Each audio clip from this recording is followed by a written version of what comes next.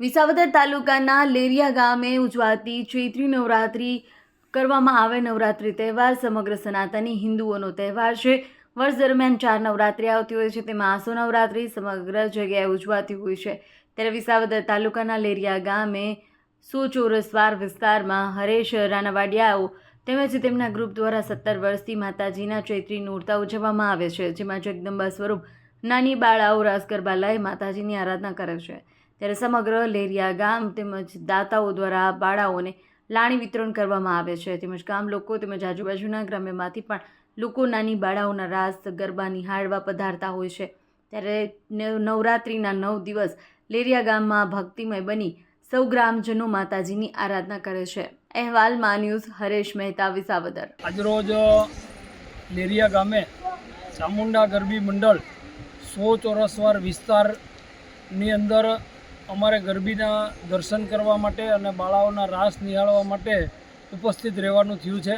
અમારા લેરિયા ગામની અંદર આ માત્ર ને માત્ર 100 ચોરસવારની અંદર ચાલતી આ ચૈત્રી નવરાત્રિની એક પ્રથમ ગરબી છે કે જેના પ્રમુખ તરીકે સતત 17 વર્ષથી હરેશભાઈ રાણાવાડિયા અને એમનું મિત્ર મંડળ માંધાતા ગ્રુપ બધા જ લોકોના સહકારથી અને ગામ લોકોના સહકારથી આ ગરબી ચાલે છે.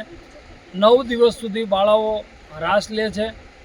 દાતાશ્રીના માધ્યમથી બાળાઓને લાણી વિતરણ કરવામાં આવે છે. અને આ ચૈત્રી નવરાત્રિ એ એવું પર્વ છે કે માતાજીની અંદર શ્રદ્ધા વ્યક્ત કરી અને ભારતીય સંસ્કૃતિ, હિન્દુ ધર્મની સંસ્કૃતિ જળવાય અને ગામડાની અંદર એમાંય આ 100 ચોરસવાર જેવા પછાત વિસ્તારની અંદર આવી ગરબીનો તહેવાર સામૂહિક રીતે ઉજવવામાં આવે, જેથી ભાઈચારાની લાગણી પણ પ્રવર્તે છે.